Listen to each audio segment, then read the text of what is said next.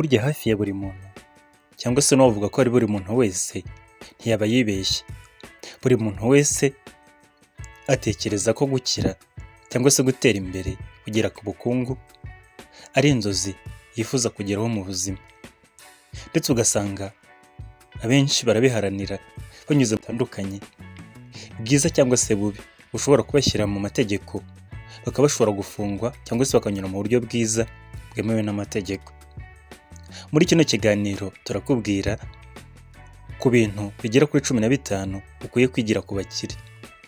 Ibi bikaba bigaragazwa n'inyandiko zitandukanye ndetse n'ibyo twagiye dusoma hirya no hino, tukabihuriza hamwe tukabona ibintu by'ingenzi buri muntu wese wifuza gutera imbere cyangwa se ufite inzozi zo gukira akwiye kwigira ku bakire, cyangwa se akwiye kwigira ku bantu bagize icyo bamurusha. Burya mu buzima tubaho dusa n'irushanwa. Iryo rushanwa rero ry'ubuzima cyangwa se iyo mitego y'ubuzima turwana nabwo, niho dukura amasomo. Ayo masomo abenshi iyo bayize neza niyo abafasha kugera ku ntsinzi no kugera ku bukire, cyane cyane nyine bikagaragara ko batandukanye na rubanda nyamwinshi baheze mu murongo, munsi y'umurongo w'ubukene. Bityo rero kwigira ku bandi ndetse no kuronka amasomo ya nyayo ni ingenzi ku muntu wese yifuza gutera imbere. Dore rero ibintu bigera kuri 15 ukwiye kwigira ku bantu bagize icyo bageraho, ndavuga abantu bakize cyangwa se b'abakire. Ikintu cya mbere ukwiye kwigira ku bantu bakize, ikintu cya mbere ni ukugira ubumenyi, guhora ushaka ubumenyi ubudahagarara, ugahora ubushaka hirya no hino, ndetse ushaka n'amakuru yakugirira akamaro. Mu buhamya bwagiye butangwa n'abantu bagize icyo bageraho mu buzima nka Elon Musk, Bill Gates ndetse n'abandi, bagiye batangaza ko guhora bashaka ubumenyi butandukanye aricyo kintu kimwe kibafasha guhora batsinda cyangwa se guhora babona amafaranga menshi.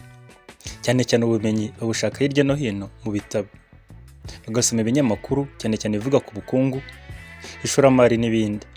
Ibi rero bibafasha guhorana amakuru ya nyayo, bakamenya n'aho bashora imari yabo ya nyayo, ndetse bakamenya n'ibyemezo bifatika kandi binyuze bafatira bizinesi zabo cyangwa se ishoramari ryabo.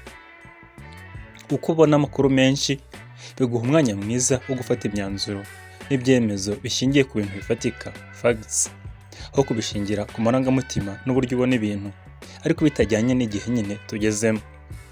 Ikintu cya kabiri wakwigira ku bantu bagize icyo bageraho mu buzima cyangwa se abakire, ni uko witeguye gutanga ibitambo byose bishoboka kugira ngo ugere ku nzozi zawe cyangwa se ku ntego zawe.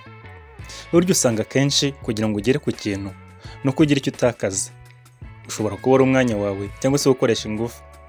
Kuba rero witeguye gutanga ibyo bitambo no gukora cyane ndetse no gukora igihe cyose bisaba kugira ngo uzagere kuri ya ntsinzi cyangwa se kuri za ntego zawe, ugomba kuba ubyiteguye. Ndetse n'isomo ryiza wakwigira ku bantu bagize icyo bageraho. Usanga kenshi mu nkuru twumva abantu bakunda kwivugira uko umuntu ageze ku bukire, ariko bakibagirwa kuvuga imitego yanyuzemo kandi ari nayo y'ingenzi burya kuba umuntu yavuga. Ariko uko byagenda kose ntibazakubeshye, buri muntu wese yatangiriye ku busa. Abenshi batanatangira basa naho nyine bahereye kuri zeru, ugasanga yatangiye ari zeru ahera ku busa ariko aza kugera hejuru mu bushorishori. Ibyo rero bimusaba gutanga ibitambo. Si ibitambo ibingibi bavuga nyine byo kwa Sekibi, ahubwo ni ibitambo by'umwanya wawe, umuhate ndetse no kwigomwa byinshi mu buzima kugira ngo ugere kuri ya ntsinzi yawe n'intego. Niba rero witeguye gutamba ibitambo ndetse no kwirengagiza ubuzima n'uburyohe bw'ubuzima, uharanira intego zawe, burya nta kabuza uzagera ku ntsinzi, kandi ni isomo ryiza wakwigira ku bantu bagize icyo bageraho mu buzima. Isomo rya gatatu wakwigira ku bantu b'abakire cyangwa se bagize icyo bageraho mu buzima, ni ukwifata naho ishoramari rya mbere ari wowe, ndetse ukumva nyine ko ugomba kwifata ukiga, ukinoza, ukiyungura ubumenyi, ukumva ko ishoramari rya mbere ari wowe, ukumva ko byose bigushingiyeho. Burya ubuzima bwawe kuba uriho uhumeka neza, ufite umutwe utekereza neza, burya niryo shoramari rya mbere ryawe.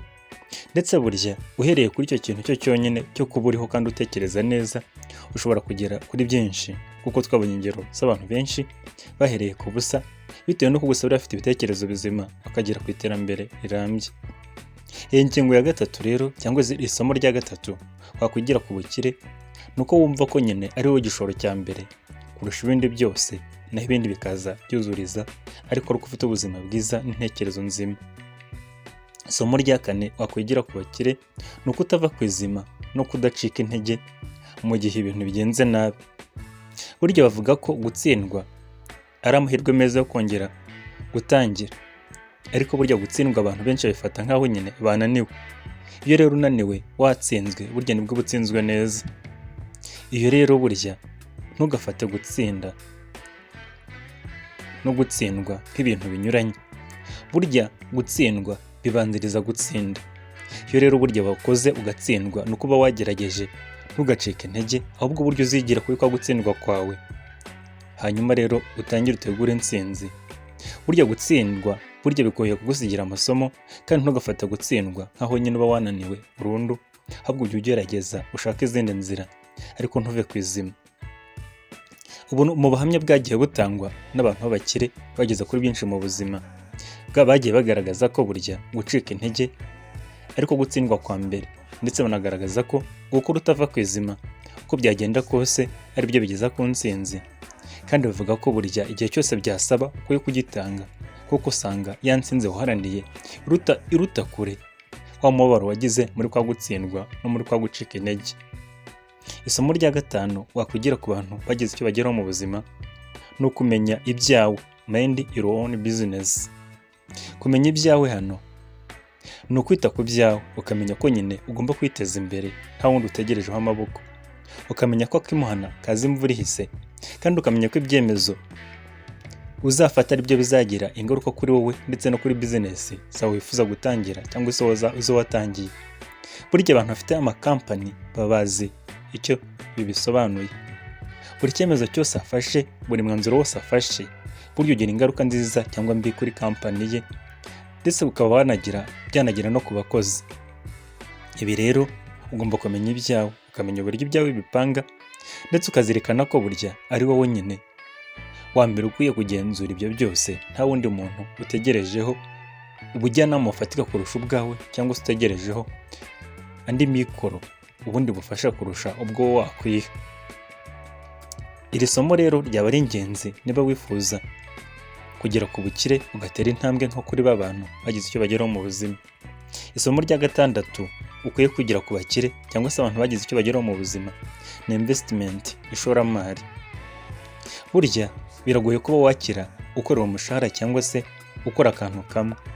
Burya ishoramari ni ryo rufunguzo rwo gutera imbere, ndetse uko ukora ishoramari rifatika kandi wizeho neza niko umutungo wawe wikuba. Ni ukuvuga ngo gushora imari ntabwo uba utaye amafaranga washoye, ahubwo ni uburyo bwo gukuba wa mutungo wawe washoye kugira ngo urusheho kuba mwinshi. Usanga ahanini abantu bafite byinshi mu buzima cyangwa se b'abakire ariko bafite ahantu henshi bashoye imari, ari byo bita MCY cyangwa se multiple source of income. Ugasanga yashoye mu isoko ry'imari n'imigabane, ugasanga afite imigabane mu bigo runaka, ugasanga yashoye mu mafaranga ya crypto, ugasanga afite ibintu byinshi, business nyinshi zimwinjiriza. Iryo shoramari rero no kwiga kurikoresha neza mu buryo rikungukira nibyo bigeze ku bukire. Burya ntuzicare wumve ko nudakora ishoramari ushobora gukira. Ntibishoboka. Burya uko wagira kose jya wiga gushora imari. Uko warishora niyo wahomba bwa mbere, ariko ntukazacika intege, kuko burya uba ubonye amasomo ndetse n'amakosa wakoze kugira ngo ube wahomba. Bityo rero bigufasha kwiga no kumenya ibyo ukosora kugira ngo utazongera guhomba cyangwa se kugwa mu gihombo uko byari byagenze bwa mbere. Ntugatinya gushora imari aho ubona bishoboka, niyo twaba dukeya burya gutangira. Utangiye gake gake burya agera no kuri byinshi. Isomo rya karindwi wakwigira ku bantu bageze kuri byinshi mu buzima ni itegeko bita 80-20 cyangwa se 80-20. Rikaba ari itegeko rivuga ngo ugomba ibyo winjije, ni ukuvuga ibyo winjije ni 100%, ugomba gukuraho 20% byayo ukabibika, ukabisevinga, ukabizigama, uzigamira nyine ejo hazaza, cyangwa se uzigamira ayo gushora imari muri rwa rwego rwo gukuba ibyo wifuza kugeraho cyangwa umutungo wawe. 80% niyo spendinga cyangwa se ukoresha mu buzima bwawe bwa buri munsi. Abantu rero bagize icyo bageraho mu buzima usanga iri tegeko hari n'igihe barihindura bagasevinga menshi cyangwa se bakazigama amafaranga menshi arenze na 80%, arenze na 20%, 80% nyine mu yo baspendinga cyangwa se bakoresha nayo bakayagabanya. Uko rero uzigama amafaranga menshi nibwo biguha umutekano wihuse wo kuba wava ku ngoyi y'ubukene, watandukana n'ingoyi y'ubukene, cyangwa se wava mu nzira by'abukene. Kwiga gusevinga cyangwa se kuzigama bigora benshi, ugasanga abantu benshi bakoresha amafaranga bafite yose cyangwa se ugasanga banahora mu myenda. Ariko kwiga kuzigama niyo ntambwe ya mbere ku muntu wifuza gutera imbere, kandi burya kuzigama ni umuco mwiza umuntu akwiye kwiga uwo ari we wese. Ukazigama ibyo waba ufite byose, byaba bike cyangwa se byinshi, ukiga kubizigama. Ibyo winjiza byose, icyo winjije cyose, ukagira icyo uzigamaho. Isomo rya 8 twakwigira ku bantu bagize icyo bageraho mu buzima ni ugukurikira inzozi zacu. Mu ngero zose zagiye zitangwa n'abantu bagize icyo bageraho mu buzima, bagiye bagaragaza ko burya gukurikira inzozi zawe ari cyo kintu, ari nayo ntambwe ya mbere yo kugera ku ntsinzi. Kubera ko iyo wakurikiye inzozi zawe bituma udacika intege, ndetse ya mitwaro n'imizigo ishobora kugutera gucika intege uba wayisize inyuma. Uko ukurikira inzozi zawe biguha umwanya mwiza, ndetse bigashyira n'ubwonko bwawe mu mwanya mwiza wo kuzana udushya no kuduhanga, biturutse kuko wakoze ibiri mu murongo w'ibyo wifuza kugeraho mu buzima. Ntakagire rero umuntu uguca intege burya, cyangwa se utuma uva ku nzozi zawe. Uko byagenda kose buri wese agira inzozi ze, burya rero uzajya uzikurikira, kandi uko byagenda kose igihe runaka uzagera ku ntsinzi, nawe uririmba intsinzi, intsinzi, intsinzi. Ikintu cya 9 wakwigira ku bantu bagize icyo bageraho mu buzima ni ugukorera ku ntego, ndetse no gukorera kuri gahunda. Burya usanga abantu benshi ahanini batagira gahunda cyangwa se badakorera ku ntego, ugasanga ntibanapanze n'umunsi ukurikiyeho wonyine, byibuze umunsi ukurikiyeho wari bwirirwe. Gukorera ku ntego rero no gukora ibintu wapanze kuri gahunda nibyo bituma abantu benshi bagira itandukaniro n'abandi batatsinda cyangwa se batagera kuri byinshi mu buzima. Usanga abantu bagize icyo bageraho mu buzima bakorera kuri gahunda kandi bakagira intego, ugasanga bafite intego bagomba gukoreraho, kandi ibintu byose bakoze bikaba bibafasha kugera kuri za ntego. Niba rero wifuza gutera imbere ukamera nkabo, ni byiza ko wayikorera kuri gahunda, ukagira intego, ndetse ukaba ufite ibintu byose bipanze uko ubyifuza. Ukagira intego ugomba kubagezaho ku cyumweru, ku kwezi, ku mwaka, ku myaka 5 se cyangwa se imyaka 10. Uko rero ukorera ku ntego biguha umwanya mwiza wo gukora byinshi, kandi ugakora ufite ikintu upimiraho nyine umusaruro w'ibyo wakoraga. Ikintu cya 10 twakwigira ku bakire ni ukuba inshuti, nuko burya abakire baba inshuti n'abandi bakire bagenzi babo. Ikintu bita connection cyangwa se inshuti, abavandimwe, ndetse n'abandi bantu mufitanye ihuriro bashobora kugufasha ikintu runaka ni ingenzi ku muntu wifuza gutera imbere. Burya umutungo wa mbere ni abantu, kandi uko abantu baba benshi muziranye cyangwa se bagira icyo bagufasha, nibwo bigushyira mu mwanya mwiza wo kugira amahirwe abandi bantu batapfa kubona.